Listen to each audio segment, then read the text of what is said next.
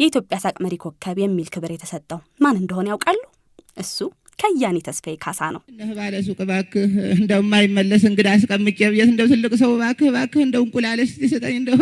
በማይሆን ቀን መጥቶብኝ ትልቅ ሰው ተመለስ የማይባልን እንቁላል አንዱ 50 ሳንቲም በስመ አብ ወልድ መንፈስ አንድ እንቁላል አዎ ለምን ቤንዚን ጨመራ እንዴ ኧረ ተወረ አሁን መንግስት ታዲያ ቤንዚን ጨመራ አለ እንጂ እንቁላል ጨምራለሁ አለ እንቁላል ኧረ ተወረ እንደው በየሰበቡ እንትና ተረባካችሁ ረባካ ይሄው ነው በቃ ከዚህ ሌላ ነው ፈልግ አንድ ብር ማለት ይችላል ነፃ ገበያ ነው ወይ ጉድ ስማ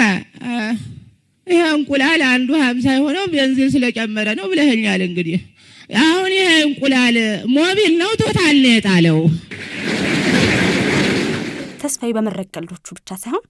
በጥልቅ የትዝታ ድምጹ የብዙዎችን ልብ የገዛ ድንቅ የጥበብ ሰው ነበር። ዳግቱሩጫ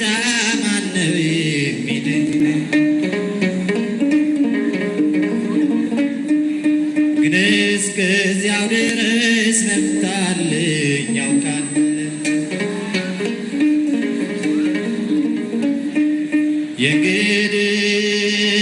የእንግድነቴን ነው